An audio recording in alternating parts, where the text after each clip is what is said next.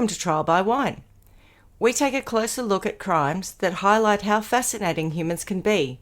Schmitty, Swanee and Clarky visit crimes and run them through their jury of three, debating both sides of the case to agree an appropriate, if totally fictitious, sentence. Please be advised, Trial by Wine may include explicit or disturbing content and will include drunken rambling. Listener discretion is advised. All right, how are we? Yes, going well for a Monday. Struggling through? Actually, truth be told, we're a little hungover because we went up to our Sunday neighbour's night's a house school yesterday. night, Oh my gosh, it was a solid session. Oh, How about nice. you? You good, Schmitty? Yeah, I'm fine. I've just had one of those days. Why don't? Oh, Nothing bad. It's just like I got up early and I raced off to one of the campuses, and then the people I was meant to be meeting didn't show up because no one had emailed them to confirm it, and I was there because the lady who was meant to be having the meeting was ill. Anyway, it's fine. It was just a bit of an annoyance. That's it for me. Very boring and mundane and domestic kind of carry-on.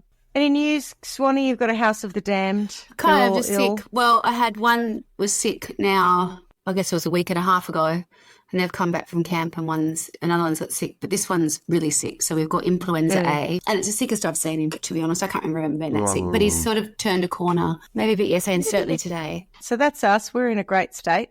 Boys are hungover. Swanee's got influenza A in the house, and I'm just a bit pissed off. It just Never feels mind. like a Monday in the middle of winter, really, It doesn't does. it? You can't ask for much more. I won't complain. It has been nice and warm and sunny here. We've had a full spring has come out, so we had a nice day today, so I won't complain Lovely. about It that. looks like you've been at sea. You look like you've got like a seaman's jumper on it. You could be like, I can't tip that. I do. I've got a roll neck for our listeners. I've got a cream cable knit roll neck sweater on for our American listeners. Jumper to Australians. Yeah. But yes, it was a bit brisk and like it was nice and sunny, but it was still very chilly in the air. Yeah. So very lovely spring day. I suppose we should introduce ourselves. I'm Schmitty. I'm Swanee. and I'm Clarky, and together we are Trial by Wine. Just And like what that. are we drinking? To be honest, we're still having the wines from yesterday, so I'm pleased that you're not saying you can't back it up. I'm though. very I was a bit- impressed. For a second there, I thought you were going to say, well, we can't face it. But well done. well, I kind of What are you was drinking? saying that we're having the wines Oh. from yesterday Oh, because I they're see. still They're in kicking your around in system. our system. I Yeah. misunderstood that. Yes. did I, yeah. Sorry. So, yes, Oh. we're having a beautiful bubbly water just to Okay, put some all right. spritz in our life. Sorry to disappoint you. How Never about you? mind. I am drinking, and it's funny because I think these were called hard solos, but now they're called hard rated. Alcoholic lemon lime, 0 sugar. Did they have to change the labelling, did they? They Yeah. did, yes. I believe that they were considered to have been marketing them to children by calling them hard solo. Well, that would be my experience. Yeah, exactly Yes. right. Yeah. Indeed. I suppose if you think about it, if you had it that was something called hard Sprite or hard Fanta, You wouldn't know they the wouldn't be allowed difference. to get away with it, would they? No. And we've talked about hard before, like hard kombucha. And hard is a newer term for us. Like we've never used, we've said alcoholic Correct. before, but as in we being Australia, Yes. haven't used this expression hard. I have heard it Hard from seltzer, Americans, yeah. but not so much here. Yes, they had to change it. So fair enough. But I did laugh because my friend who gave me the Brookvale Unions for my birthday party also brought a slab of these. Remind me what it's called again? This is a hard rated Hard rated, right? alcoholic lemon lime. Okay. And it tastes just like hard solo. But quite nice. And yes, I'm slowly going through them as every time I record I'm drinking the drinks that she left me. Oh. What about you, Swanee? What do we got? We've I've got cracked a open raspberry soda no, or it's a Coke Zero.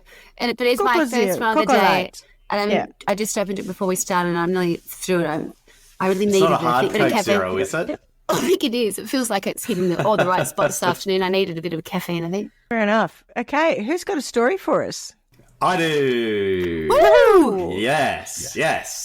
Swanee, your last story, Yes. in the lead up to it, you mentioned that Yep. we were recording during the Paris Olympics, and so Yes, you went looking indeed. for a French story. Yep. And so, of course, we did that story, but you inspired me to go looking for a story with the Olympics in it. Oh! And I found one. So here goes. But first up, my sources. So my sources are Vanity Fair, People, BBC.com, Wikipedia, abc.com.au, cnn.com, and theindependent.co.uk. So we are going to go back to 2013, and it's the 14th of February, so more commonly known as Valentine's Day. And Detective Hilton Botha, a 24-year veteran of the South African Police Service, is woken by his phone ringing. Oh. He answers, and it's his colonel who says, I feel Oscar's like I know what you're shot talking his about. Yeah. girlfriend. Yeah, I was just, I feel like I know where this is going. Yeah. So Botha gets dressed, and within 15 minutes he arrives at Oscar's home in the gated, high-security community of Silverwoods Country Estate in Pretoria, 30 miles north of Joburg. One of the first things he sees when he walks in the door is the body of Reva Steenkamp, who has been shot 3 times by Oscar, her boyfriend of 4 months. So yes, Schmitty, this is the story of the murder of Rita Steenkamp by Oscar Pistorius. Now, this is one that you will all know. So at the time, it was all over the news. If you're old enough to be listening to this podcast, you'll definitely know something about the case. But how much do you remember? Well, not much. That's why I'm really glad that you're doing it. I find with some of these stories, it's sort of like it's a really good exercise in going back and and revisiting the whole thing, because I tend to only remember bits and pieces, but I do know that it's been in the media again over the last year. It has. Yeah. It sort of has tweaked my memory a little bit, but tweaked. That's not tweaked. Tweaked is what I don't know. I don't think you tweak your memory. I don't want to talk about it. Oh, I'm intrigued. You don't twig your nipples either. I just twigged my memory. I can't believe I said that. That didn't sound right. God. Let me take you on a recap of what happened more than 11 years ago. But firstly, who were Oscar and Reva? So Oscar Leonard Carl Pistorius was born on the 22nd of November 1986. Both of his feet were amputated when he was 11 months old as a result of a congenital defect. He was born missing the outside of both feet and both fibulas. Ugh. I read somewhere he overcame his disability by ignoring it. His mother would say, "Your brother puts on his shoes, you put on your legs," inspiring him with her insistence that his disability couldn't define him. Wow. One of his mantras was a quote from his mother: "The real loser is never the person who crosses the finishing line last. The real loser is the person who sits on the side, the person who does not even try to compete." She's not wrong. She's not wrong. She sounds I quite like her. So do I. By the sound of the thing, she's doing well by him by saying those kind of things. Good on her. Yeah, I think that's right. So his parents divorced when he was 6, and he became estranged from his father. His mother then passed away from an adverse drug reaction when he was 15, leaving Pistorius shattered.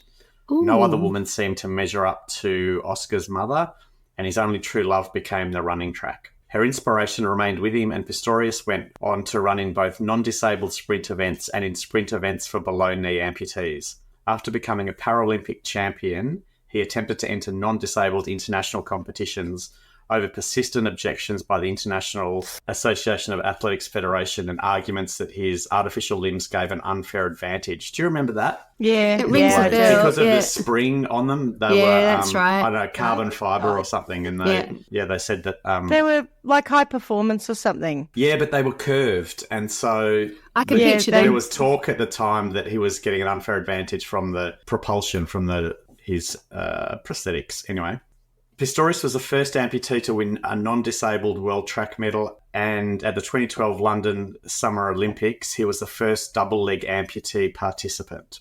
He earned the nickname Blade Runner and was truly a world-famous athlete. What are your legs? Steel springs. What are they going to do? Hurl you down the track? How fast can you run? Fast as a leopard. How fast are you going to run? As fast as a leopard! I couldn't help myself. Well done. Chariots of Fire for anyone who isn't aware. It's too young to know what that was, yes. Right. So NBC's Brian Brown wrote this about Oscar. At first, Oscar Pistorius seems like someone who has stepped out of the future. His gait has the quality of a giant cat on the prowl, if such a creature were equipped with flipper-like feet instead of paws. As Oscar approaches, model handsome, outfitted in the latest Oakley shades and sleek Nike sportswear, with an admirably sculpted upper body, you can understand why anyone might wonder if this is a peek into our evolutionary future. half man, half machine. So that's Oscar. Now, let's go on to Reva. Before we do that, can I ask a couple of questions? Yes, please do. I've thought about this in the last year or so and then have forgotten to go and follow it up. So his profile before, because he'd only been with Reva 4 months, that was one thing I wasn't sure of. I thought it'd been a bit longer than that. Yes. So there you go. Yeah, I did too. Yeah. But yeah. So that's sort of interesting. But his profile must have been huge in South Africa, right, before he got together with her. Absolutely. So he was huge in South Africa. He was big around the world. Yes. At the time, I remember a lot of news about him as a runner. I do too, but then everything becomes overshadowed by what happens. But I've often wondered now, because there's been so much time, I forget, and I think for him to have been with her, I think the couple that they were, he must have been hugely famous. He was. Yeah. Okay. Yeah. Got it. Yeah. So Reva Rebecca Steenkamp was born in Cape Town the 19th of August 1983. Her father, Barry Steenkamp, was a horse trainer, and her mother, June, was born in Blackburn in England. As a child, Reva wanted to be a lawyer, but when she was in law school, fate intervened. She was riding one of the racehorses and she fell on her back, resulting in 2 crushed vertebrae. She was in tractions and doctors said she may never walk again. However, Reva made a full recovery. She decided she was not up to riding anymore and also decided not to practice law, though she earned a law degree and graduated at the top of her class. Oh. She modelled from the age of 14 and appeared in FHM magazine as a model and cover girl and was the first face of Avon Cosmetics in South Africa. She also modelled for the jewellery company Savannah Diamonds. And a testament to her beauty, she was ranked number 40 in the FHM 100 Sexiest Women in the World poll of South African FHM readers in 2011. Not really big on all these objectifying things, but sure. But she was, the point is that she was very intelligent. She was very beautiful. Very intelligent. Obviously, good horse rider. Have you heard Trump recently, like Tony's obsessed with the Trump, basically Trump falling apart in his campaign, or at least that's what we're seeing on the stuff that we're looking at. What, now saying how Caroline's ugly? Well, no. They had a Time, someone had done a sketch of her on Time magazine. Yeah. And he said something along the lines of, "Oh, this beautiful woman looks a bit like Melania," and it was just bizarre. And then in another clip, someone says, "How do you feel about Taylor Swift?" And he says, "Oh yeah, no, she's a really beautiful girl. She's really beautiful. Yeah, I hear she's quite talented, but yeah, I find her." It was something like, he said something like, "I find her attractive." Almost like it was weird. Like, surprisingly, she's surprisingly attractive. It's just gross. And anyway, so yes, I like to right think now, about her when I'm alone. Well, stop. Yes, it's a bit like that filthy old man, and it just, and that's also the best thing you can say is, I heard she's talented, but all I can do is think about whether a woman call women dumb. Or comment on whether or not I think they're attractive. Yeah, I'm sure yesterday he said that, I saw it on the news last night, he came up with something, he said that it was such a stupid thing. I think he said he was better looking than she was. I was like, why say anything? I mean, I know, that's the best it's been going on about really being weird. better looking than someone. Yeah, it's very quite odd. weird. I was like, say that you don't think she's attractive. People who vote for that, you've got to go, come on, guys, I mean, he hasn't gone out on a single policy. It's all just shit slinging. She's really performing well. She doesn't really have a competitor because he's just hoisting himself on his own petard. Anyway, sorry, Clarky. No, don't be. I was just wondering what the chance of him actually stepping down is. She was a really beautiful girl. Yeah. That Reva, she was a beautiful girl. So she was a very beautiful girl. That's correct. I didn't realise she was so accomplished though, so that's actually quite interesting. I didn't know that about her. Yeah. And it's a bit like, having just had the Olympics, where there are some people who just seem to be blessed with it all, where they are bright, they are athletic, they are good people, like the Fox girls. I'm obsessed with them at the moment. I think they're fabulous. Do you know what I mean? How good are they? Oh my gosh, they're so gorgeous and so beautifully. So many of the athletes this time were so beautifully spoken, and they were. I don't know. They all had media training. I watched this thing last week. I was like, oh my god, things have really changed. They must have so much more. I'm assuming it's media training. They've nice public speakers. They can really put a sentence together in the sense that they can tell you they can give you a story and background. I'm thinking, God, so interesting listening to them. And they're like, oh, they're great looking, so determined, athletic, clever. Some people are just blessed. They could have done with some breakdance training, but anyway, that's another story. Yes, that's to bring us all. That's the great leveller. So when last we recorded, I was talking about ray gun, and I must have clicked on a few too many memes to the point where my feed just became full of every single thing, and I've had to start snoozing them for 30 days because I'm like, I literally can't do this anymore. It feels like in my social media world, everyone is talking about ray gun. I don't think anyone is, but just because of the algorithm, it just, too much. Yep. I think it has changed the cultural landscape of Australia, and I'll tell you why. Last week so what did happen last Friday? So last week we went to a thing on Thursday night. Friday week ago, surely. Yeah, Friday week ago. We had a surprise party for a friend's husband, and you had to get dressed up as something with R, because his name was Richard. 4 ray guns. Really? Brilliant. Just very tracky. I can't be bothered going and buying a tracksuit. When I walked in, I went as Red Riding Hood. And when I was standing there, I saw a family walk in, like father, mother, and their teenage daughter, all dressed as ray gun. And they had obviously different bits of Australian uniform. Then a woman walked in, and I was like, oh, my God, I think she's got an Olympic tracksuit on. Turns out she did. So there was lots of chat at the party kind of thing. Anyway, I spoke to her later on, and I said, you look incredible. I said, rumour has it you've got the real deal on. And she said, I do actually. She said, when I asked, I thought they might loan me, and she didn't say who it was, they might loan me something, for my ears. And then I went, okay.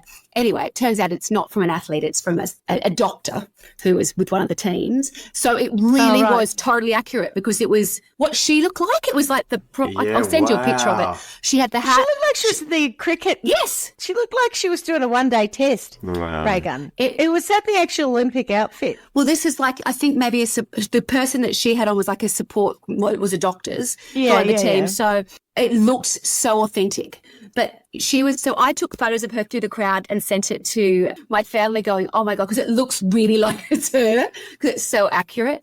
But what I wanted to say was, when it came time for everyone to dance, everybody was fucking doing the kangaroo. The kangaroo. People on the ground. Everyone was, it feels like this is our new, what's it called? I come from a land down under. When Aussies sort of snap, this is our new moment where at parties now we'll be doing Can it not be, ray please? gun. I fear it will be, Shitty. I can see it. It's too accessible not to be.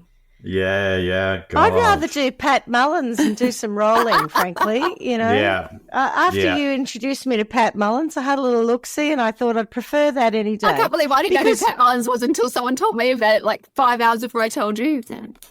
Because I think, and I could be wrong, I might be over intellectualising this, but I think Ray Gunn's whole performance was some kind of a statement. I cannot believe that she thought she was going to go out there. But there is footage of her online of her actually breakdancing. Yeah. She can actually breakdance. Why would you then go to the Olympics and do that? Yeah. It doesn't make sense, which is what makes me wonder whether or not she's... You wouldn't do it. I don't know. I can't speak for these mad people. Anyway. Back to the story. Well, back on the story, there was something I wanted to go back on. You said that Oscar Pistorius was referred to as Blade Runner. He was, yes. Did it go a little bit like this? I think there were more footsteps. Oh, there you go. Does he just do a lot of running to this? Uh-huh. I wouldn't have known that was the music. Oh, that sounds more familiar. Vangelis's end titles for Blade Runner, of course. Right. This time we are going back to the story. What did we realise that Reva was earlier? She's a very beautiful girl. She's a very beautiful As well girl. as that, Reva and her mother were passionate long-time advocates for women suffering from violence and abuse. Now, why was that? Because they were in South Africa? Isn't it ironic? Yes. So in South Africa, in the 2-year period between 2011 and 2012, there were 64,500 reported rapes. Oh, my Giddy One aunt. every 4 And minutes. Australia's got a, what is it, national emergency about violence against women, which it does. So I'm not underselling that. But my That's insane. God. Yeah. One every 4 minutes. One every 4 minutes. My God. So That's terrifying. That was God. apparently the highest occurrence in the world, according to the US State Department. Glass rod. I would hope glass so. rod, Geez. glass They'd rod. run out of glass rods. That was the problem. 64,500 glass rods in 2 years. That's insane. So at the time of her death, And these are reported. These are the 100%, reported ones, yeah? reported rapes. And that's what's disturbing, because there's probably one every 20 seconds. Quite possibly. So at the time of her death, Steenkamp was signed up to appear on season 5 of the reality TV program Tropica Island of Treasure, and had I thought you were going to say Love What Island. was that same version thing. of it? Yeah. yeah. Or Temptation Island. What was the one Temptation that we Island, watched but in the Love UK? Island came after us, Yeah. Yeah, if After what us. they've got now. Because Temptation Island. It's what the young people are looking at. Best one. Can't remember. Temptation, surely. Anyway, yeah. I don't know. Anyway, sorry, No, Clarky. We it's quite digress. okay. So it filmed the series episodes on location in Jamaica.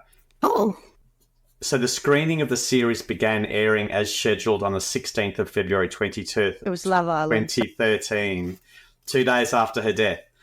The first episode of the series was dedicated to Steenkamp and was preceded by a video tribute to her. Rightio, so let's go on to how they met. yes. Reva had a friend and fellow model, Samantha Gravenstein, who introduced her to Justin Devaris.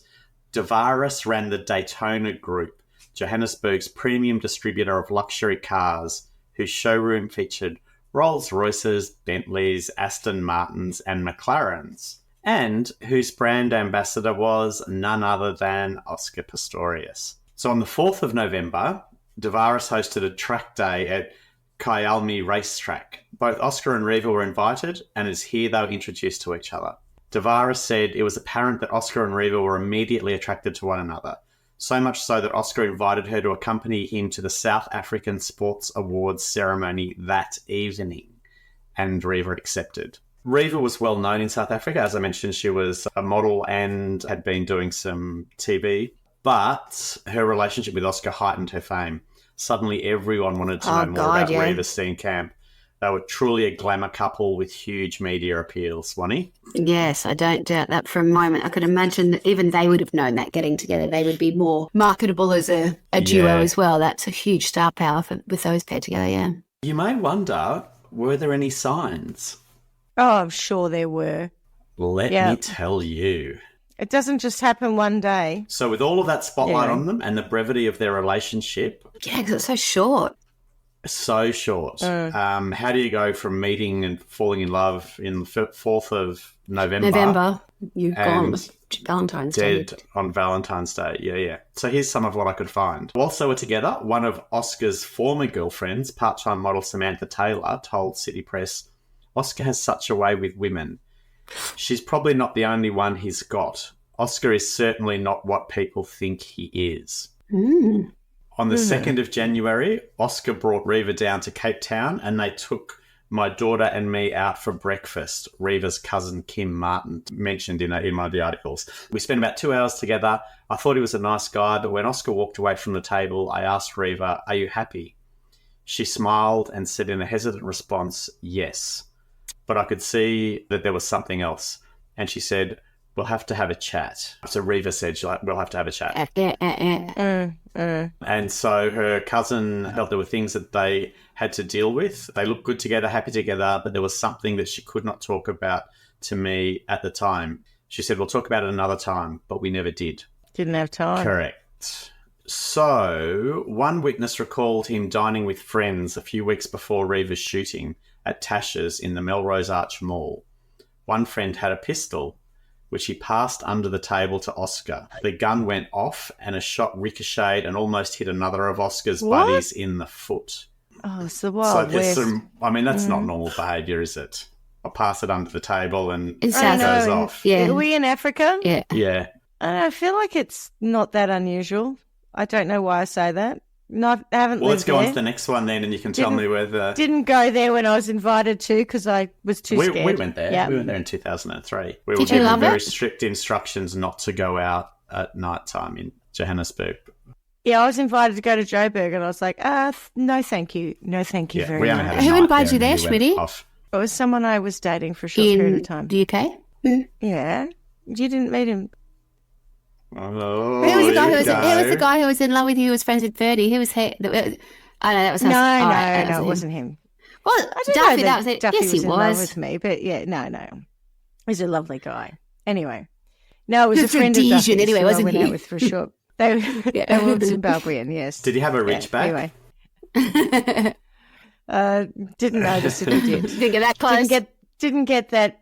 Never got that close to Duffy. He was a lovely, lovely person. Liked Duffy a lot. Anyway, Right. just not in that way. So you've got to tell me now if you think this one is unusual, Schmitty. There was also an incident at the Kyalami Motorsport racetrack where Pistorius confronted Quinton Vanderberg, the Cape Town coal mining magnate and TV producer, after hearing that he had become involved with one of Pistorius's former girlfriends. Oh, okay, that's not great. What did- Well, happened? we haven't even got to the bad bit yet. Yeah, I haven't even said it yet. Oscar apparently started screaming and said he would fuck him up if he didn't stop messing around with his girlfriend. I'll fuck you up. I'll I'll fuck you up. up. Vanderberg got a lawyer to obtain a restraining order, and Vanderberg's friend Mark God. Batchelor, a former soccer star, urged Pistorius to back off. Pistorius responded with a Chill the threat fuck that he out. would break his legs. Normal behaviour? No, not at Okay. all. What about this one? Oscar was arrested in September 2009 for allegedly slamming a door on a woman named Cassidy Taylor Memory during a party at his home in Silverwood's country estate. Cassidy's version of events were that during the party, Pistorius' then girlfriend, the model Melissa Rom, confronted Oscar after catching him playing kissy face with another woman. I don't know what kissy face is, and I certainly don't Is it a want to go game? Googling it. It's not like Monopoly. Yeah, it's not. Incensed, he shouted at Rom. Then, under the influence of alcohol, according to the attorneys, he chased Rom and her friend Taylor Memory from his house. Once outside, Taylor Memory realised that she had left her purse with her car keys in the house. When she tried to go inside to get them, Pistorius slammed the front door so hard that the top of it shattered, and flying pieces injured her leg. Pistorius denies this account. How does he get around when he isn't competing? On his stumps. We've still got. No, he's got prosthetics, got but he does. some kind of prosthetics. Yeah, he's got prosthetics. Okay, right. And possibly in an Aston Martin or something too for his Yes. brand ambassador. McLaren. Yeah. In a I don't think I've ever McLaren. seen him when he's Yeah. not in his blade. Well, he's usually got trouser legs on too. Yeah, true. You might not see his prosthetics. Did she report that incident after? As it happened. She reported it at the The time. He was revamp? arrested. Yeah, that's because it was She did. 2009. Yeah. Yeah. Yeah. Okay, right. So, Fair enough. So Okay. he was arrested and taken to the police station, where he reportedly signed autographs and posed for photographs for infatuated officers. The case was quickly dropped, and Pistorius sued Taylor Memory for 22 million rand, 2.5 million, I was going to say, not much. claiming What that is his it? 25 bucks? 2.5 mil, still a lot, claiming that his arrest had caused him to lose sponsors. Taylor Memory countersued. Neither sides budged for years until several weeks after Reeva's killing, when Pistorius reportedly withdrew his claim against Taylor Memory and entered into settlement negotiations. I bet. Or shock. Also in 2009, there was the boat accident in which Pistorius slammed his speedboat into a pier on the Vaal River, breaking his jaw and several ribs and damaging an eye socket. When he emerged from a 3-day coma, he had 180 stitches in his face. Alcoholic beverages were later found on the boat, but police never tested Pistorius's blood, and authorities declined to prosecute. Did he kill anyone injure anyone in that accident? Just himself. Just himself? Yeah. It's a bit like falling off the back of the deck in the houseboat and breaking your arm. Yeah, a little bit like that. Boats are dangerous, people. What can I tell are. you? Yeah, that's particularly if you slam them into a Into pier. a pier. He Yeah. sounds like he seems to have like impulsive anger issues. I think he's got anger Yeah. issues. Yeah, Yeah. that's very much what I'm hearing. Yeah. So then, post the 2012 Olympics, his fame and wealth continued to grow.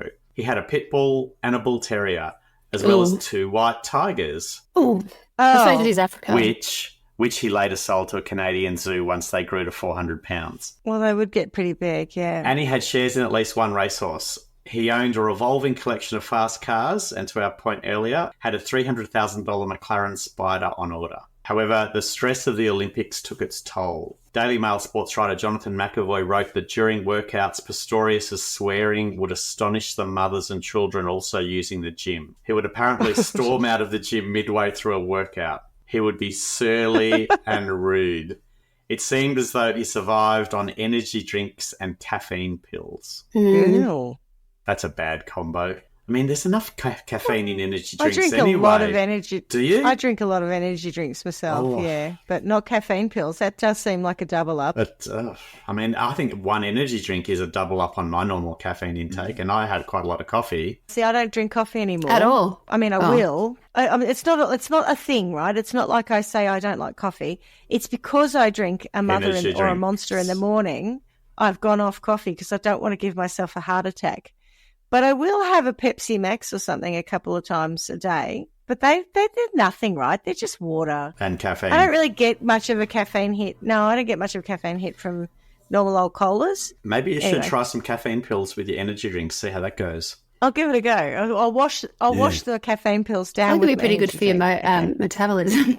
Well, that's the idea. That's why I take the energy drink. Is that right? Does it work? Yes, it keeps me going, and I haven't gained extraordinary amounts of weight. Anyway, back to the story. So Oscar loved his guns. He had one pistol licensed for self-defense. And we don't mean the muscles in his arms. Well, he probably loved them too. So he had one pistol licensed for self-defense and had applied for licenses for 3 shotguns, a rifle, and 2 more pistols. He once tweeted that he had a 96% headshot over 300 metres from 50 shots. So he was good at... Why would you tweet that for a start? You're not an Olympic shooter, mate. Also, I can imagine why you would, though.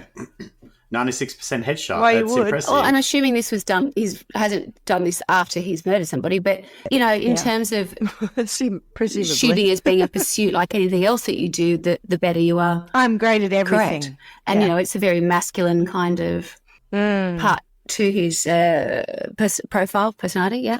Yeah, I can imagine that it's exactly the kind of thing he'd share with people. Yeah, don't underestimate me. It comes back to what his mum's saying, you can do whatever you want. It's a person who's sitting down not trying. So if he's saying this is also something I'm excellent at, I totally understand people doing that. Jonathan McAvoy, the aforementioned Daily Mail sports writer, said that he asked Pistorius about a weapon in his bedroom, a black pistol on the table next to the bed and a sinister-looking machine gun under the window. And Pistorius responded... The machine gun was sinister-looking on its own, or the fact that it was there was sinister-looking? I'd say probably both. Like the machine gun was looking at you like... Yeah. Underneath. In a sinister fashion? Watching... So Pistorius responded, they're for protection, brother. McAvoy also wrote he couldn't sleep, perhaps unsurprisingly given his caffeine pills and coffee diet. And his coffee. Energy drinks. Often he would rise in the middle of the night and go with his gun and a couple of boxes of ammunition to the shooting range. Read a book, mate. So that's sort of what was going on probably behind the spotlight. So post the murder of Reva, Oscar was taken into custody and formally charged with murder on the 15th of February 2013, and his bail hearing commenced on the 19th of February.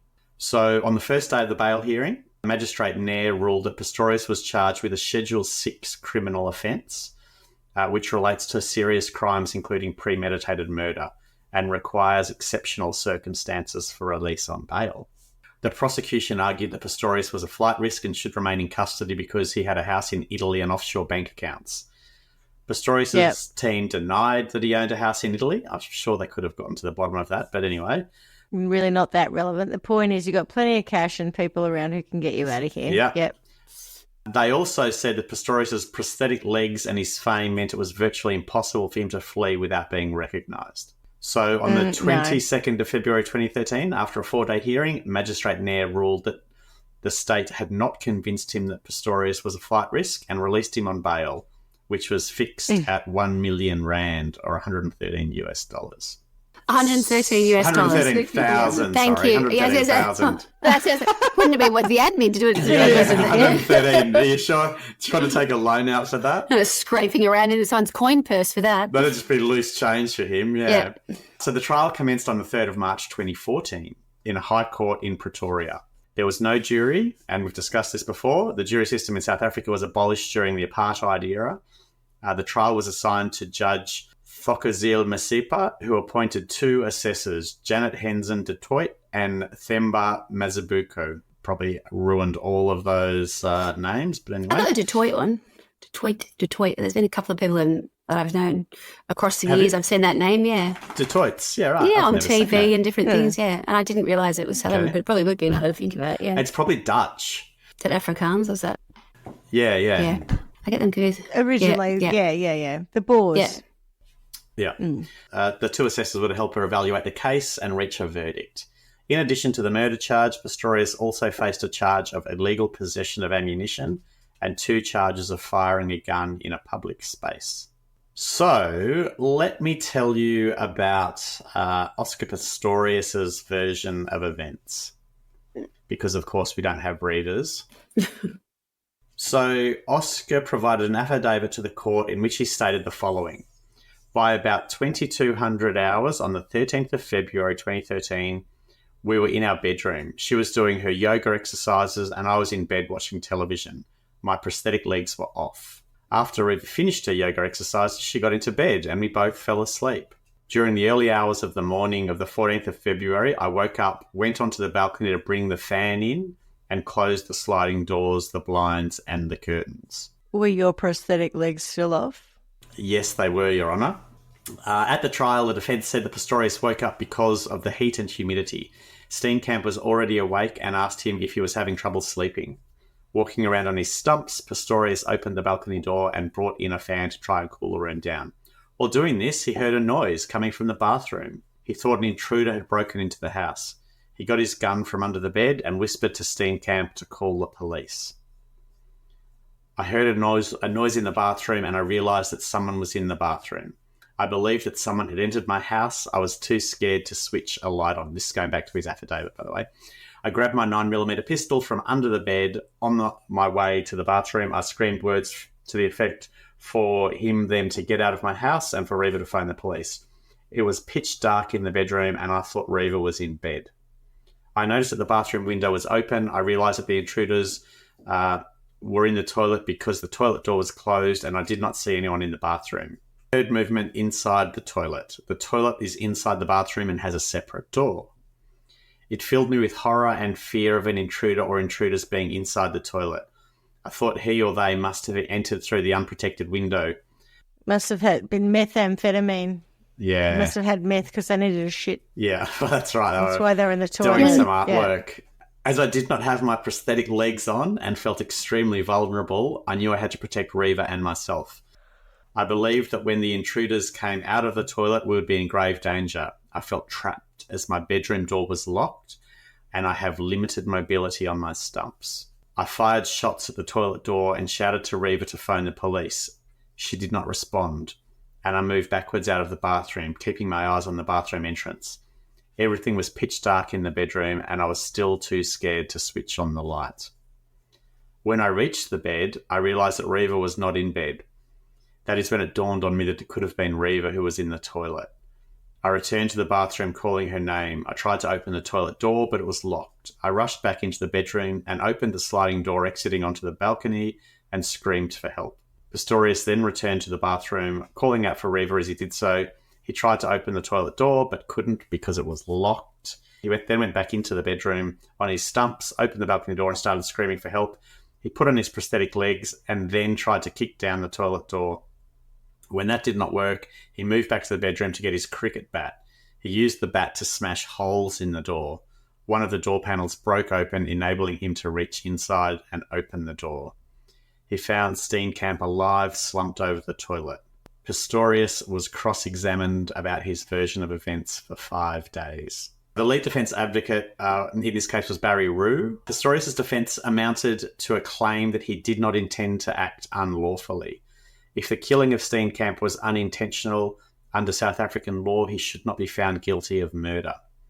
The court then had to consider whether the firing of the shots was something that a reasonable person in his circumstances would have done.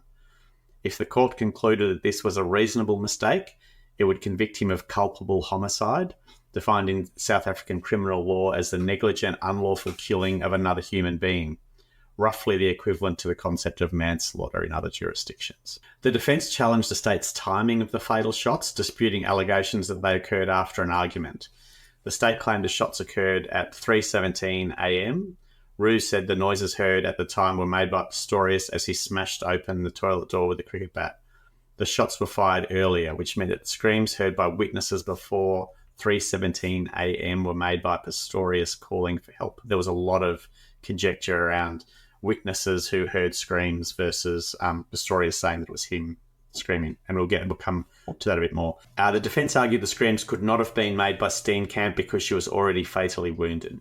The defence closed its case on the 8th of July. Barry Roux stated that the timeline of events laid out by the defence proves that Pistorius' story is true, and that Pistorius should only ever have faced culpable homicide charges, not murder, and protested, "We were unable to call a number of witnesses because they refused and didn't want their voices heard all over the world." So the prosecution case. So Chief Prosecutor Jerry Nell claimed the killing was premeditated and that Pistorius shot Steenkamp deliberately after they had an argument. At the trial, he said, "You fired 4 shots through the door whilst knowing she was standing behind the door."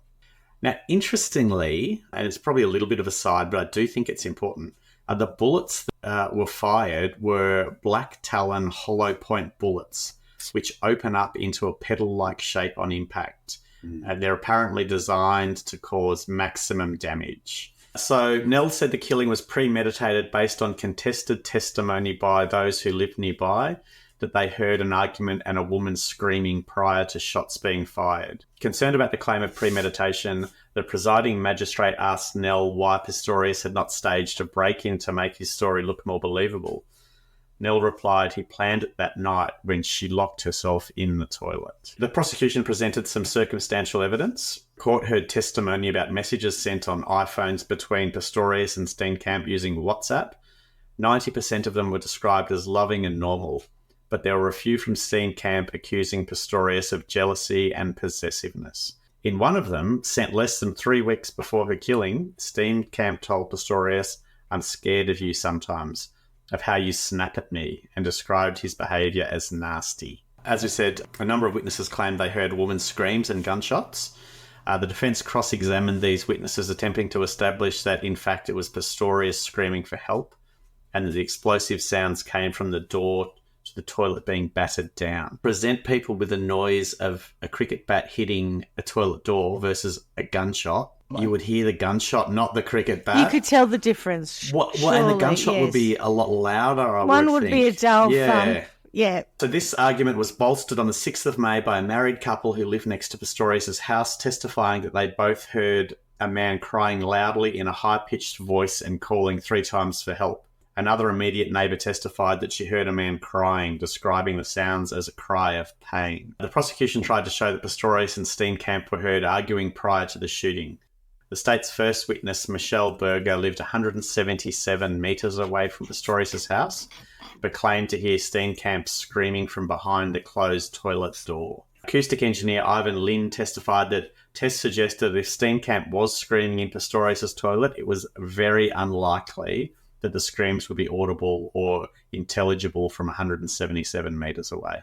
And that although we can typically distinguish male and female screams, you cannot do so reliably without exception. Pistorius' lawyer Barry Roux suggested to Michelle Berger that Pistorius was so upset his voice became high-pitched and that he sounded like a woman when he screamed. Oh, okay. Roux also said it was impossible for Steenkamp to have cried out after the shots because she was shot in the head and had brain damage. In addition to murder charges, Pistorius was charged with 2 other gun-related charges. The first alleged that he recklessly shot his gun out of the open sunroof of a car the previous year, and the second that he fired someone else's handgun at the restaurant, which is the one we spoke about. What did they just do it all in one go? Yeah. That's a bit weird. Oh, while we're here. Yeah. Yeah. We might as well just chuck them all in together. That's strange. In his closing arguments, Nell claimed that Pistorius concocted a snowball of lies, demanding that Pistorius face consequences for his actions. At the trial, we've got obviously Oscar's version of events and we've got the prosecution's version. And there were a number of contested issues that the judge had to evaluate before reaching the verdict. So let's talk about some of those. The timing. So when they went to bed, Pistorius says Reva cooked chicken strips and a vegetable stir fry, and they ate at 7 p.m. The prosecution says vegetable matter found in Reva's stomach very strongly indicates she ate within 2 hours of death, and she is unlikely to have gone downstairs and eaten in the middle of the night, as it would have required unlocking the bedroom door and deactivating the downstairs alarm. Pistorius says the pair went to bed between 9 and 10 p.m. Prosecution says the contents of Reva's stomach suggested she ate around 1 a.m., which was when a neighbour, Estelle van der Merwe, says she heard arguments. So then another thing was who was awake and when. So Pistorius says he spoke to Reva at around 3 a.m. and that she said to him, "What's wrong, Bubba? Can't you sleep?" And he replied, "Not tonight." Prosecution says, why was this detail not made clear at the bail application, when he seemed to suggest he didn't know if Reva was asleep or awake? So a little bit of a story tweaking going on, perhaps. Mm-hmm. What about the fans on the balcony? So Pistorius says he went to the balcony to bring in 2 fans. Prosecution says, why was there only 1 fan mentioned at the bail application a year ago? And why is he no longer claiming he went fully onto the balcony? And he's now saying only part of one of the fans was outside the balcony doors. Why were Reva's jeans on the floor and inside out? I didn't really understand this one, but maybe you two can. Because he'd pulled them off her, or she'd pulled them Pistorius off? says he picked up Reva's jeans from the floor to put them over a light that was shining brightly. Prosecution says, why were Reva's discarded jeans on the floor inside out when all of her other possessions were folded away neatly in her overnight bag? The prosecution says dragged off her. They were there because she was intending to put them dragged on. off her, yeah. Because if I take my own jeans off, and she wanted to leave. Yeah, but if they were inside out, you've just taken them off. Like, if you're putting them on, you've got to push them back through to get them on. You don't So often take them fully the other way, do you? Normally, if you take clothes, I don't know, it could go either way. But they'll be inside out and on the ground normally, and if I wanted to get up and leave, I'd have to struggle into them in the most ungainly fashion. I think the interesting thing is that everything else was neatly stacked and the jeans were inside out on the floor. So possibly she was putting them on and then took them off to go to the toilet or, Was there a noise from the bathroom and who could have made it? So Pistorius says while he was attending to the fan, he heard the sound of his bathroom window opening. He immediately became sure an intruder had entered. He whispered to Reva to get down and shouted to the intruders to get the fuck out of my house. Prosecution says, how can he not have known Reva had passed behind him and into the bathroom? It was pitch dark. She had her cell phone with her, which even Pistorius says she would probably have used to guide her. Yet he didn't see this light as it passed down the passageway to his left, even though the tiny blue LED was bothering him. So he needed to throw the jeans over the little LED because that light was so bright, but didn't notice his girlfriend walking down the hall with her phone. Did the toilet door slam shut? Pistorius says he heard the toilet cubicle door slam shut and became certain an intruder or intruders had shut themselves in there. Prosecution says there is no mention of this crucial noise in the bail application or in his plea explanation. Pistorius says he told his defence counsel, but they left it out. Why would they do that? Nell asked him. Many times. I'm not sure, was the athlete's reply. The state also pointed out the door was locked. Pistorius had never mentioned hearing the door locked.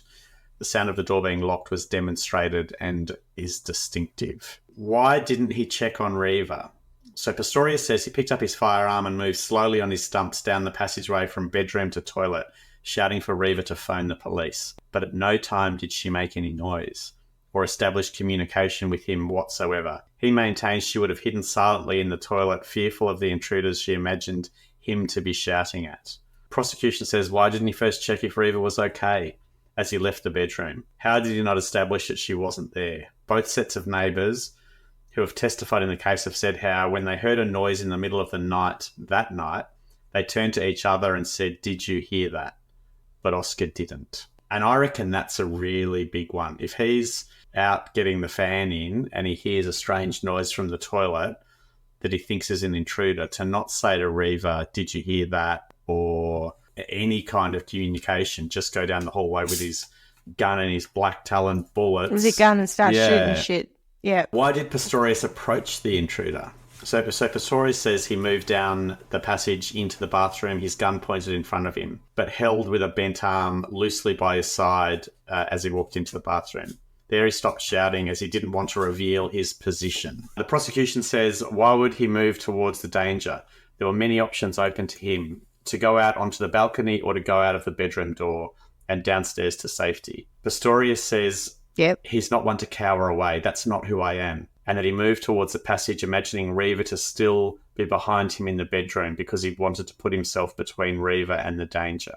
I mean, that just doesn't make sense, does it? That you wouldn't know that she's there. You wouldn't have said something to her. Stay here. I'm going to go, No, it makes no sense whatsoever. Like, it's because she said, "Are you awake?" And he's like, "Yeah, I can't sleep." So he knows she's awake. This is all bullshit. Had a fight, shot her. So the next bit. She ran into the bathroom, so he shot her some more. Did he mean to fire the gun? So Pistorius says he had his gun pointed towards the toilet door. 4 shots. Not aimed specifically, but pointed, as that's where the danger was. He heard a sound of wood moving. He's in a standing position. He's on his stumps and leaning up against the bathroom door. So he said he heard the sound of wood moving inside the cubicle that he perceived as someone coming out to attack me. And before he knew it, he fired 4 shots at the door. He didn't, he says, intend to kill anyone. Prosecution says he was in control of his actions at all times. That he could see the door, the handle didn't move, the door didn't move, yet he fired 4 shots into it. Why 4, he was asked? Why didn't he empty the whole magazine? Which is also an interesting point. If he thinks there's a big threat that's going to kill him. Did he know Reeva was in the toilet? Prosecution says Pistorius knew Reeva was behind the door. She was talking to him when he shot her. The bullet trajectory shows the first shot aimed towards the toilet, that he then changed position and fired the next 2 in the direction of a magazine rack on the floor. The first bullet struck Reeva in the hip. Pistorius heard her fall and then changed his position. Pistorius says that simply isn't true, and there's no way he could have heard Reeva fall. His ears were ringing from the gunshot in the enclosed space. Did Reeva cry out? Pistorius says Reeva didn't scream. Not even at the first bullet that hit her. There's no way his neighbours could have heard the sound of a woman's scream during the gunshots that killed her. In his version of events, Reeva never screams. He also said he couldn't hear himself scream after firing the shots. The ringing in his ears was so loud. The prosecution says several of Pistorius' neighbours claimed to have heard the sound of a woman screaming.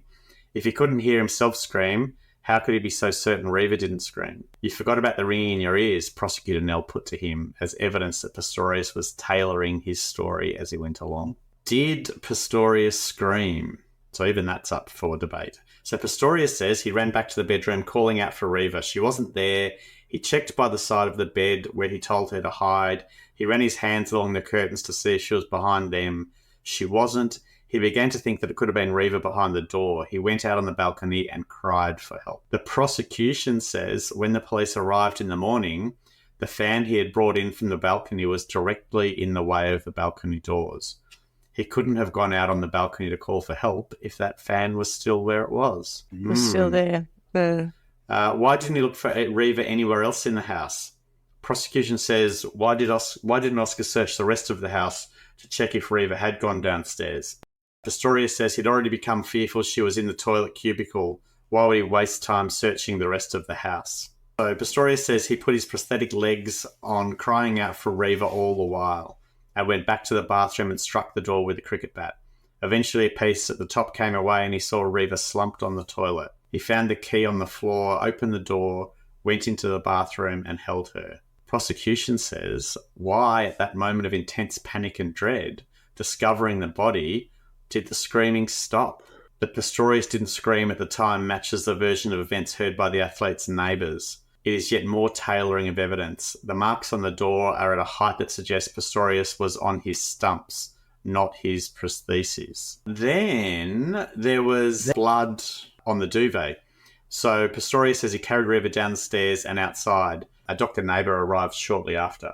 Prosecution says there is blood spatter on the duvet on the floor in Pistorius' bedroom, likely to have found its way there when the athlete carried Reeva's body past.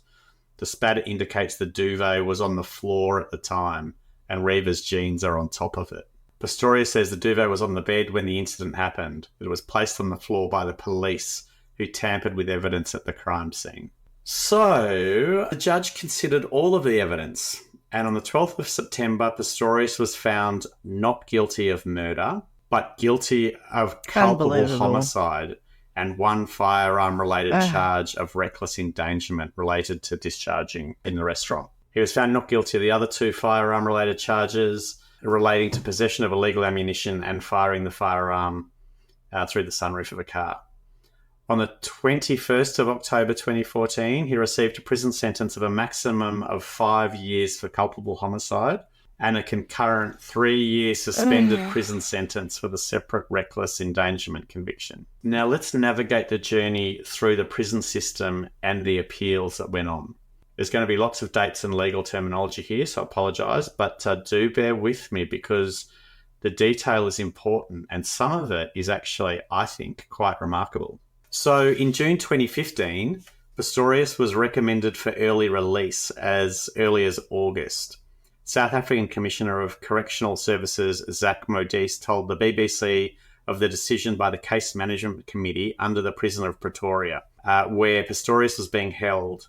Under South African law, he is eligible for release under correctional supervision, having served a sixth of his sentence. Thank you very much. A sixth? What a great percentage to have chosen. Isn't it random? Oh, you've done a sixth, that'll do. No, not a half, no. Not a quarter, no. Not a third, no, a sixth. If only seems fair. Your working week could end after a sixth of it. That would be nice. Wouldn't that be amazing? Yeah. After Pistorius served approximately 1/6 of his prison term, his release date to house arrest was announced for the 21st of August 2015.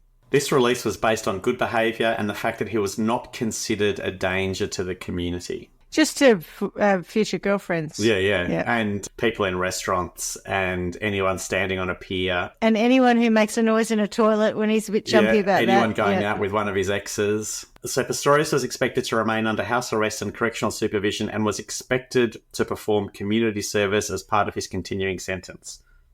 Regardless of his release from prison, Pistorius could not return to official athletic competition until the whole 5 years of his sentence was complete. Then, on the 19th of August 2015, his release was unexpectedly blocked by South Africa's Justice Minister, Michael Masutha. According to Masutha, the parole board's decision for early release was premature. Legal experts noted that the move could have been due to political pressure and had implications for other cases of pending early release. However, despite all of that, he was eventually released from prison on the 19th of October 2015. Of course, prior to this, so on the 4th of November... So just to be clear, what's that? That's a year and a half, 2.5 years after he killed her? A bit over a sixth of his sentence. Wrecked off, poor guy. I recognise we're saying sixth of your sentence. The sentence wasn't for murder in the first place, so it was a bit lower than one might have hoped. And then he only does like 18 months, 2 years. But prior to all of this, on the 4th of November 2014, prosecutors applied to the sentencing judge for permission to appeal the culpable homicide verdict, stating that the 5-year prison sentence was shockingly light, inappropriate, and would not have been imposed by any reasonable court. Judge Masipa ruled on the 10th of December 2014 that the prosecution could challenge her ruling of acquitting Pistorius of premeditated murder and convicting him of the lesser charge of culpable homicide. However, she ruled that the state could not appeal the length of the sentence. The case was then set for appeal in front of a 5-person panel at the Supreme Court of Appeal. The prosecutor's argument rested on Judge Masipa's application of the legal principle of dolus eventualis, whether an accused did actually foresee that the outcome of his actions, rather than whether he or she should have. So did he actually know what was going to happen when he shot through the toilet door? The judge made an error in concluding Pistorius had not foreseen that by firing 4 shots through the closed door of a toilet cubicle, he would injure or kill whoever was behind the door, and particularly with those black talon bullets. You say it wasn't Reeva Steenkamp in the toilet and he shot an intruder. Do you know whether or not that would be considered murder or what culpability you would have in that situation? Yeah, so given that the person's hiding in a toilet and not actually attacking you? So I think this is kind of what the prosecution is arguing, that regardless of who it was, the fact that he's firing 4 shots into a toilet door, you should know you're going to kill someone. Is Could kill likely, someone. yeah, particularly. They didn't talk about this, but I think particularly given the ammunition that he was using, they're designed to do maximum damage. So I think he would have absolutely been up for culpable homicide, possibly not premeditated murder. So was his weapon Unlikely. preloaded with those? Well, he didn't obviously load then. It was already ready to go. And what argument would he have had that he had a weapon like that with those bullets in the house? Would he have had to justify that? I said earlier that he was charged with illegal possession of ammunition. Do you think that would relate to that? Okay. I'm assuming that it relates to the type of ammunition as opposed to ammunition. Okay. An appeal was heard on the 3rd of November 2015, so he's been released on the 19th of October 2015. A couple of weeks later, let's go and have an appeal at the Supreme Court of Appeal in Bloemfontein. The matter was heard before the 5 Supreme Court judges. By a unanimous decision, the court overturned Pistorius' culpable homicide conviction and found him guilty of murder in the death of Rita Steenkamp. Judge Eric Leach read the summary of judgment. The panel of 5 judges found for the prosecutor's argument that Pistorius must have known that someone would die if he fired through the closed door into a small toilet cubicle. In the words of Judge Leach, although he may have been anxious, it is inconceivable that a rational person could have believed he was entitled to fire at this person with a heavy caliber firearm without taking even the most elementary precaution of firing a warning shot, which the accused said he elected not to fire as he thought the ricochet might harm him. According to the judgment, the person who Pistorius thought was in the cubicle had nothing to do with the results of his actions, Schmitty. Culpable homicide verdict was replaced with a murder conviction, and the case was referred back to the trial court for a sentencing hearing when it reconvened on the 18th of April 2016. On the 8th of December 2015, it was announced Pistorius would continue to remain free on bail, but under house arrest pending his appeal to the Constitutional Court. On the 3rd of March 2016, it was announced Pistorius had been denied his right to appeal and would be next due in court on the 13th of June 2016 to begin a 5-day... Which house is he arraigned to, out of interest? Is he in the nice house at the villa in Italy, or is he in the house that he murdered his girlfriend in? He's in the house that he murdered his girlfriend in, which is also quite fancy. So he was next going to be in court on the 30th of June 2016 to begin a 5-day sentencing hearing for the murder conviction. On the 15th of June 2016, the sentencing was adjourned by Judge Masipa until the 6th of July 2016. So on the 6th of July, Pistorius was sentenced to 6 years imprisonment for murder by Judge Masipa, who was the same one, rather than her original sentencing of 5 years imprisonment for culpable homicide. But that's okay. He only has to do 6 of it, so he's only doing a year again now. Far out. So once again, he was incarcerated in the hospital wing at the Kisogi Mampuru 2 jail. It was anticipated that Pistorius would be eligible. I know, right? Nailed it. It was anticipated that Pistorius would be eligible for release on parole after serving 3 years of his sentence in 2019. Mm-hmm. On the 3 years. Oh my God! So he's done 2 years, then he gets out for a bit, then he goes back and does another 3 years. Yeah. So on the 21st of July, 2016, the National Prosecuting Authority confirmed that it would appeal against Judge Masipa's shockingly lenient 6-year jail sentence. Look, it's just not enough, lady. What on earth are you not getting missing? here? Yeah.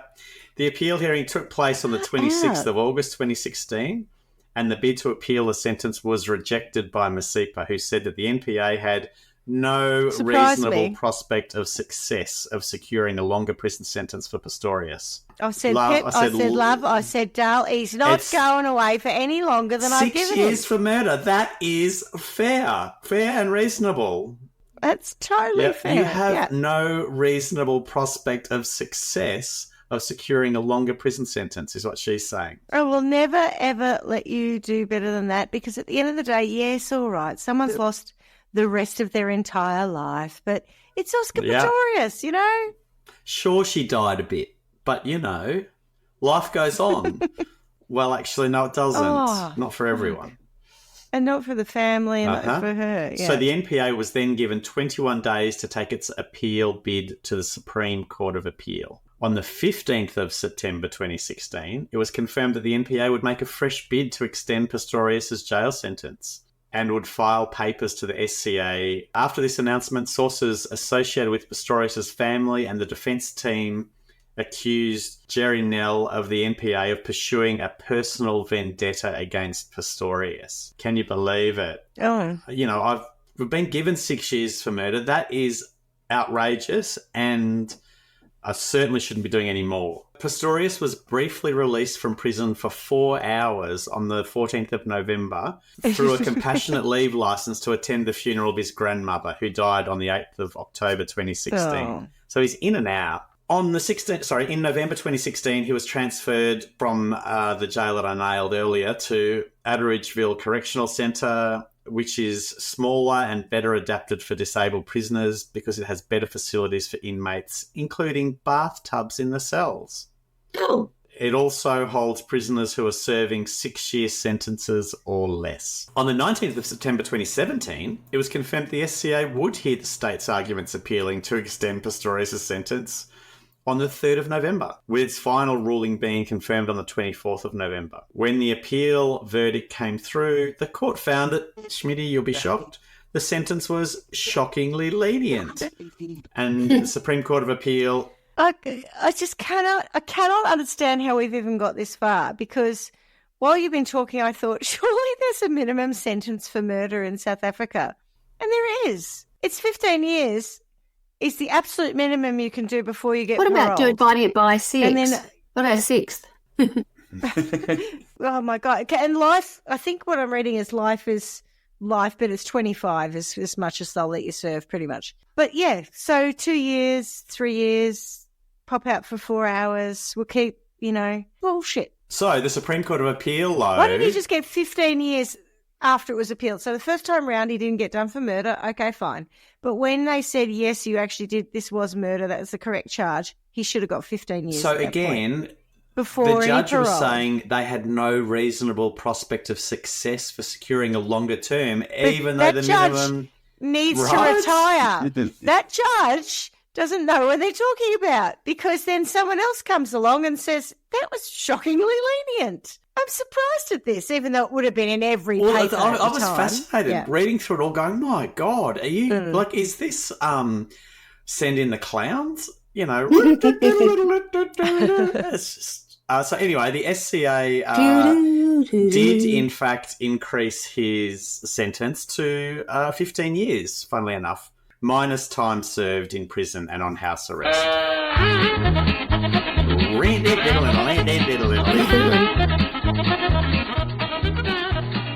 Let's go to court in South Africa. Let's not. So on the 19th of December 2017, it was confirmed that Pistorius had filed papers with the Constitutional Court to appeal the newly increased sentence and have his previous 6-year sentence reinstated. What? No, I'm not going for this new long one, but I'll take the old one. Yep. That's fine. I'll take the newest old one, because I can't have the oldest old one. Exactly. So on the 9th of April 2018, it was confirmed that the appeal was dismissed by the courts. Good. Pistorius became eligible for parole in March 2023 due to a law for inmates who have served half of their sentence and met conditions such as good behaviour. The legislation is part of the country's restorative justice process, which gives offenders the opportunity to acknowledge and take responsibility for their actions. No. So... That's because their jails are too full. Yeah, well, and... Yeah, because the jails are too full. I don't mind. I don't have a problem with restorative justice. I don't at all. But not for Oscar Pistorius in this case, because he's just not got the right sentence to start with. In March 2023, it was announced that a parole board would consider an early release for Pistorius on the 31st of March, as he had served half of his sentence. Pistorius' release was opposed by Barry and June Steenkamp, Reva Steenkamp's parents. Ahead of the hearing, June Steenkamp said Pistorius was not remorseful nor rehabilitated. According to his parole lawyer, Pistorius had been a model prisoner, a factor taken into account for parole. Didn't have any guns Didn't have inside. any girls didn't have any hollow point to get angry ammunition. at. Didn't have any girlfriends to get angry at and shoot. That's right. Or speedboats to run into a pier. Correct. Yeah. Probably no alcohol. Did you say that as well? I'm sick of this bloody model prisoner thing. Isn't it funny? I get that, you behaved yourself in prison, but when there are certain crimes, we've talked about this before, when there are certain crimes that are stimulated by various things, or there are various stimuli that not create the crime, but you act on, like rapists who like to rape children, or females and you're a male, or vice versa, or, murders. When you don't do it in prison, in prison it's try to limit your ability to murder people, strangely, and also you're not got access to all these things and people and all the things. It doesn't mean you're not a bloody risk to society when you come back out. All your stresses are gone. Your normal day-to-day. I sound very right-wing, but I don't mean to be, because I am about rehabilitation, but prove to me you're actually rehabilitated. If you had have been granted parole, the parole board would have several options ranging from full parole to day parole or correctional supervision. However, Pistorius was denied parole. In 2023? In March 2023. Yeah, okay. Because on the 24th of November 2023, cue the Benny Hill music. However, on the 24th of November 2023, it was announced that Pistorius would be released on parole!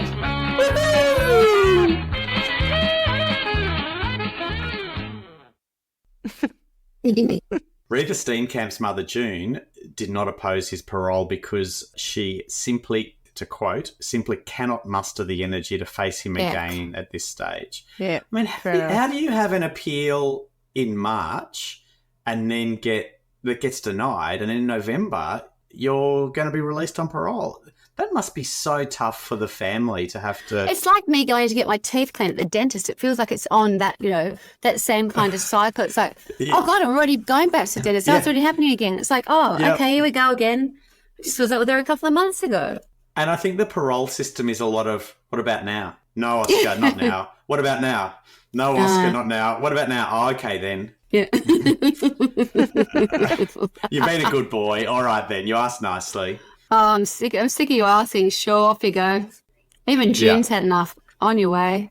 So Pistorius was released on parole on the 5th of January 2024, with conditions in place until his sentence expires on the 5th of December 2029. According to the DCS, the Department of Correctional Services, I think, Pistorius will complete the remainder of his sentence in the country's community corrections system. He will have to attend programs on gender-based violence and continue therapy sessions on anger management. Mm-hmm.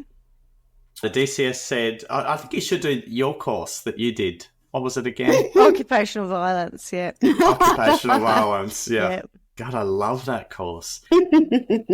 His general parole conditions will apply, including Pistorius being required to be home at particular hours of the day. He will not be allowed to consume alcohol or prohibited substances and will be required to participate in programs identified by the... guns? Are you? I am. Oh, yeah, I didn't pick up on that. It's not stupid what you got. You can't deny him his right to defend himself from an intruder. So he'll not be allowed to consume alcohol. You mean? Yes, I think lots of booing is in order. Particularly that really unpassionate booing. Like, boo, boo. We can't work out if we're booing, like we're boo-hooing, or we're actually booing. Yeah. So, yes, he can't have alcohol or prohibited substances and will be required to participate in programs identified by the Correctional Supervision and Parole Board. I wonder if he can have energy drinks and caffeine pills. Mm-hmm, probably. Just like other parolees, Pistorius is restricted from conducting media interviews, the statement added. Okay. I didn't know that. From anyway. Yeah. Not in relation to him, but generally, I didn't know that was a thing. In South Africa. Yeah, in South Africa. Yeah. Oh, okay. Yeah. Here, do what you want. Probably. I don't know. Yeah, no, I don't know either. On parole, you probably can't. Once you're released, different story. I agree, yeah. So he's on parole for how long? Another 10 years or something? Till another 5. That is bullshit. Yep, correct.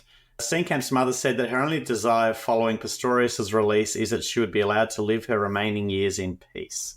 I mean, she must just be exhausted. So sad. She said, there can never be justice if your loved one is never coming back, and no amount of time served will bring Reva back. We who remain behind are the ones serving a life sentence. 100%. And that is my Olympics-inspired story, that of the beautiful Reva Steenkamp, murdered in the prime of her life by the Blade Runner, Oscar Pistorius. What did you think? I've got a question. Yeah, go on. Why did he do it? Why did he do it? What do you mean, why did he do it? Why did he do it? What was the motive? Do you want me to answer that one? Anyone. It sounded like Schmitty was outraged and she wanted to. I think, so remember I said she was vocal about violence against women. Yep. Her and her mum Yep. were quite on that. I think they did have a fight. I think she stood up to him. I think she absolutely yelled.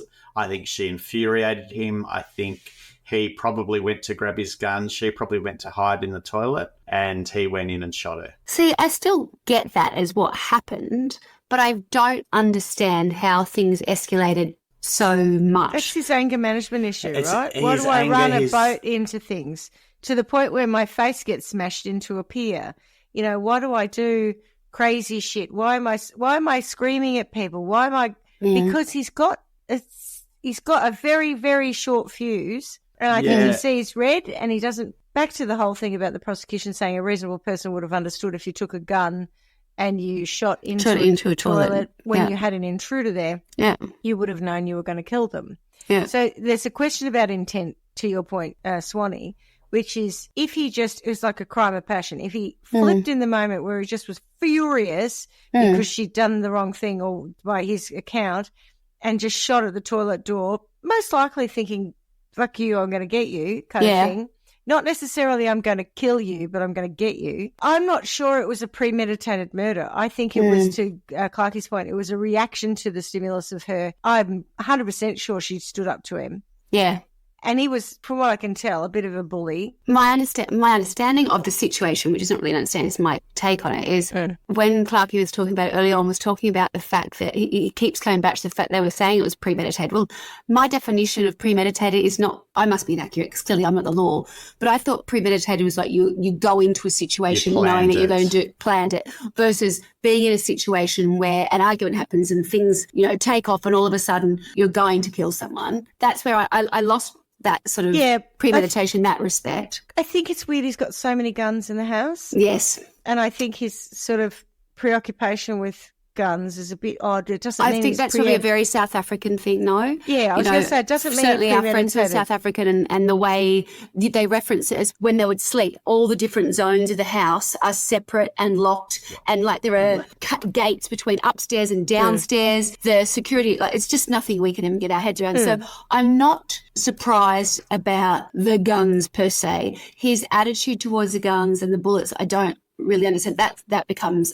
alarming. But for me, one of the things was I've never really understood how it got to that at that point in their relationship, because early too, isn't it? I still haven't seen an escalation of them having a true issues the whole way through. Do you know what I mean? It's like you're still assuming. So I still don't really see a clear picture of how it got so bad so quickly. But you were saying, Clark, at one point, I think the fact that the toilet door is locked, which has always given me the impression that she's got herself in there and she's locked the door to keep him out. So I've always assumed that was for me the bit that I've always thought, okay, I can really build a picture around that, which is I'm getting away from you and I'm locking you out. Because I get very confused about who's here and who's on the ground and who's there and who's in the bed and who's not. But that to me is one key thing that I've always seemed to understand, which feels like it's you don't lock the toilet door in your house. In your own home. No. And you don't do it if you're having an argument with your partner, right? Just think, fuck you or whatever. You're not going to go,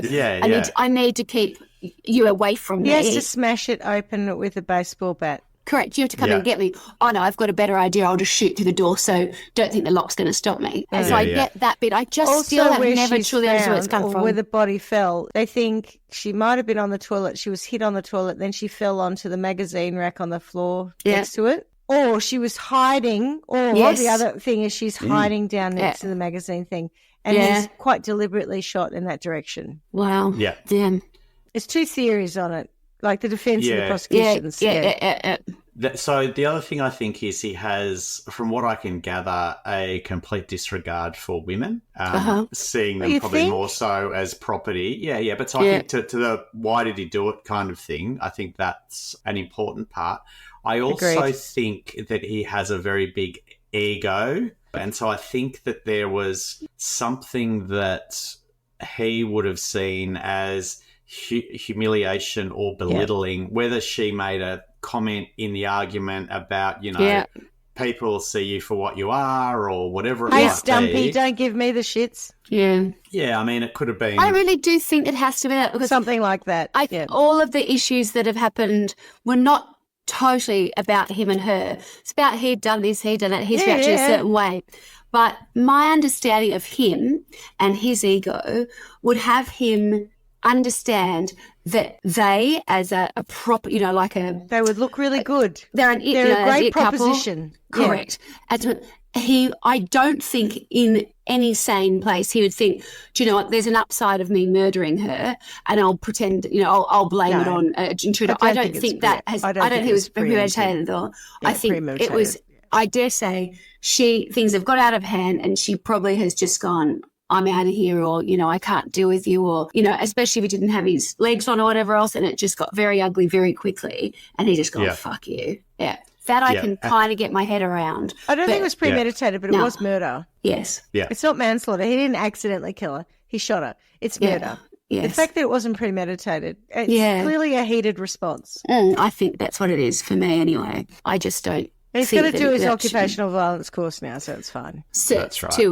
What is it? I don't even think it was certified. Right, it was just a short course, one might call it. Yeah. So the other point I should make is, talking about his need for guns in the house and how unsafe things were in South Africa. I did do some research around the community, so the Silverwoods that he lived in. Yeah. So it's a gated community, which means obviously it's quite secure.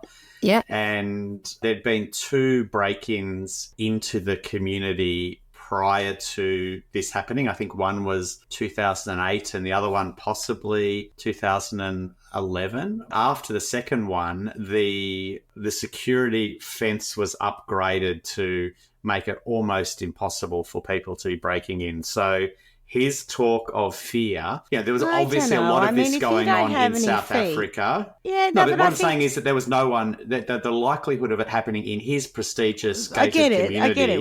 Was low because they don't mistake what's going on in South Africa at the time with what is happening in his prestigious estate. Yeah. It says here the estate is enclosed with a solid electrified security wall with strict access control utilising the latest security measures throughout the estate. I don't know if that was the case at the time, but it probably was. It was. Yeah, it was. Yeah. Well, thoughts about sentencing, because it's got to be better than do 18 months and come out, then do another year in a bit and then come out. It's like and, the hokey you're out pokey. again. You put the prisoner in, you put the prisoner out, you put the prisoner in, and you shake him all about. Well, firstly, I think he should have just had life, even if that's a minimum of 15 years. For the family, at least they would have felt that the judiciary had done their job. And then, of course, you're probably going to go hard on the judge who can't see any reasonable reason why it's by no ruling reasonable it before. prospect of success. I like no reasonable reason. God. That's even better. No, you'll never succeed with that. My ruling was perfect. Oh, hang on. The Supreme Court didn't agree. I think the judge needed to retire. The judge needs something, doesn't she? Or go back to sentencing class. She needs to fucking learn the law. Oh, my God. And not be such an ass. Do we know what he's up to now? He's in house arrest. He's under house arrest, and he's only been home for a few months. 7 months. Yeah. I just wondered if that... months. And if he's not allowed to do any interviews or anything like that, does that mean we won't be seeing him on a... How does that last for, or is that part of another condition earlier? Till December 2029, yeah. Oh, okay. Till when? 29? December 2029, 2029. yeah, 5 years he's got. That's major.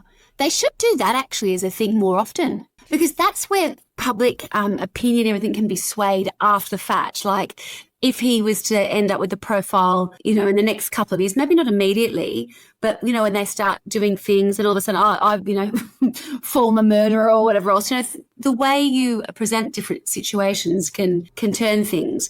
So the fact that that's a long time not to be able to do something sentence, right? So if you But get that's in only jail a for 15-year that, sentence. yeah, no, but that's thank goodness it is. But thank goodness that is a condition of it, because I would have assumed that there are other situations where people have been allowed out and there are conditions of them leaving, but they not could be to say, interviewed. shut your mouth. They could have a profile on a media Shut your profile. mouth. That's a big one. That's actually very clever. I've not heard that before. I'm sure it's happened, but we've not discussed it. But that is for someone who had such a huge public profile, whose whole identity was associated with being a champion, Mr. South Africa, really. I could imagine that if he could have played it right in the media, he could have won back some support or, over time had it sort of soften. So that's really cool. I like that. I'm going to hark back to my sentence for Oscar is to go right back to his childhood. And I Googled the term extremely caring and cosseting mother in history, because I want to sentence him to an extremely cosseting mother who didn't say put your legs on and go and compete, didn't put him in this position of saying compete with everything, be first, don't let your disability get in the way. You can be everything everyone else can be. I know that sounds mean, but if I put him with someone who just says, no, darling, you sit there in the corner and old mummy will get that for you, we might not have ended up in this situation. He wouldn't have become famous. He wouldn't have been an athlete. He wouldn't have met Reva, and she'd still be alive and being a really beautiful girl, doing whatever it was that she needed to do, fronting McLaren and he might have just been a fat couch potato. Exactly. Eating all the snacks his mum gave him. Yes. So I think that's kind of my sentence, is to go back in the timey-wimey machine, swap him at birth with someone who will just go, oh, my little darling, and do everything for him. And then Reva can live her life like she should have. And he can be a couch potato. Yep. Yeah, I think that's a good one. Another option is to just take his arms off as well. I was trying to avoid that kind of thing. I was trying to avoid anything that was too, it was a physical punishment. Yeah. Sure, you could take his arms off, or at least just his trigger fingers. Just take a few fingers so he can't shoot a gun. Did you ever hear that joke? It was maybe a Rodney Roode or a Kevin Bloody Wilson. Bound to be a good one then, yeah. Bound to be socially acceptable. Totally wrong, yeah. Shouldn't be repeated in today's climate, but go ahead. There's a head, and he goes to play darts. Oh, yeah, okay. The head jokes when not sexual. Yeah. There were a lot of head jokes when I was a kid, yeah. Yeah, and I can't remember, I won't sound funny when I tell it, but there's a head, and he goes to play darts, and bloke's going, now, how on earth is this going to work? And he goes, get the dart and shove it feathers first in my mouth. And the bloke does it. And then he goes, now throw the fucking board at me. So, yeah, that could be Oscar Pistorius. He could be a game show, because I think if he was truly worried about being humiliated, some of those head jokes, the head that is in the swimming carnival. Yes, I was trying to think of it. Dives off the board and goes straight to the bottom. Yeah. And they get him out and they go, oh my God, what happened? He goes, oh fuck, I got a cramp. Stitch. Yeah, that's right. I got a stitch. I got a cramp. Yeah. Or when he meets, a fairy godmother and says, "What? You've got 3 wishes. What do you want?" He says, "Oh, could I have a body?" Bing, you've got a body. Can I have arms? Bing, you got arms. Bing, you've got legs. And he's so excited. He's got a whole body, and he runs out the street, gets hit by a bus and killed. He goes to heaven, and St. Peter meets him at the gate, and he says, "What happened?" He goes, "Oh, I should have quit while I was ahead." Yeah. So I think those, if he was worried about being humiliated, I think those sorts of things would absolutely humiliate him if he was having to do that. It's a bit ableist. 100% it is, but, Okay, as long as you're owning it, that's fine. At the risk of being controversial and inappropriate again. An ableist, yeah. Why not? Well, Why I not don't think... I hit him where it hurts? I think this is probably wrong, but to say we're not picking on people with disabilities at large, we're just picking on Oscar Pistorius. We're sentencing him to things that will absolutely humiliate him. To a life of humiliation that will upset him. Yep. 100%. I think that perhaps where a lot of the anger lies is actually an insecurity thing. So Absolutely. if I think about the caliber of women that he's with very beautiful women by the sound of things, supermodels. The company he keeps is everyone's affluent and, is highly successful, and he's, the king of them all. But he must, I'd imagine, know that without the fame, without the accolades, that perhaps he might not be able to hook the fish that he does. So I think when he's aggressive and I'm not talking about murder people, I'm just talking about the lead up to that. Yeah. Perhaps that is his insecurity and his ego sort of at war nearly, where he's trying to be the big aggressive guy in conjunction with the fact that underneath it all, he's probably so insecure and questioning whether or not he would be able with to have what he had. syndrome. If I couldn't run, if I wasn't an athlete, none of this would happen. If I had an accident, like smash my motorboat into a pier and smash my face and maybe my arms and legs. Yes. Would I still be able to attract this attention, whether it be women, other, wealthy people, that kind of thing. So without having to zone into the disability, what I would be intrigued is if he had the fame taken away from him. I'm just going to avoid being accused of being an ableist. And yes. I'm going to, but that would be a punishment of sorts to him. He just had to live with 100% what he had. No one. Yeah. And he went from being someone to no one. And then he would truly find out whether or not people were, interested in him or not for him. Yeah. And I suspect that that's what sits underneath it, to be someone who has worked so incredibly hard and to get to the top, really the top of the social and, athletic and whatever else ladder in he was SA. killing it. Yeah, there was no one higher. He was doing very well. Yeah, I think perhaps he was living La Vida Loca. That would be the only thing that would be the biggest punishment. It was like, okay, then that's going to be taken away from him. Now that's never happened. No one knows what. No one's heard of you. No one's heard of you. It's just back to, you're a guy with a disability like everybody else, and let's see how that works. That'd be a punishment, I think. Yeah. So instead of that feels awful. I don't know. It's very tricky. Instead of becoming a major, Olympic athlete, superstar, you become an accountant. Yeah. And you work in accounts. And you're the nice guy who works in without accounts. Without a calculator. With this sort of strange gun fascination, and people stay away from you. Yeah. Yeah. What about the judge? Come on. I do think that if she is still practicing, then at the start of every one of her cases, they should play the Benny Hill theme song, just as a bit of a warning as to how this is likely to go. This is what's going to happen. Yeah, get ready for it. It's a warm-up. Yeah, and she could possibly come running in topless, Benny Hill style. That's a bit unnecessary. Oh, okay, I see. Back in the old 70s. That's what all the If you don't know, maybe braless, maybe not topless. Topless in Benny Hill. That's right. In nurses' uniforms. I still think it was the BBC, wasn't it? Sexy little judge costume from Party Town. Yeah. Yeah. Smithies, whatever it's called. It's Fiffies, I think. Yeah, the costume. And they could have a bit of slap and tickle partway through just to liven things up. It does sound like you've objectified her and you've, really undermined the authority of the judiciary. But then again, so did the way she sentenced her own case. Also, look at what happened. Yeah. And it's just to let people know that this could happen. She's got form. It's just a warning. Yeah. Yeah, and, appeals will be had. So don't worry about what happens here, because we'll appeal it, and then they'll appeal it, and we'll appeal it, and they'll appeal it. And we're not done. Just rest assured we're not done. When we get to the Supreme Court, though, you're fucked. Yeah, that's right. Because that's when shit gets real. That's right, yeah. Someone finally does their job. All right, well, Clarky, another cracker of a case. Yeah. And very sad for the family, I'm kind of okay that he's on house arrest, but I'm not okay that he's out of jail. So, should have done a minimum of 15 years behind bars, in my opinion. Yeah, and possibly more. So, as we say every week, miss you already. Ciao. Ciao. Thanks for listening to Trial by Wine. You can contact us at trialbywine@gmail.com. Please rate, review, and subscribe to Trial by Wine on Apple Podcasts or wherever you get your podcasts. If you'd like to support us, you can become a patron at www.patreon.com, Trial by Wine, or visit our website www.trialbywine.com to donate to us.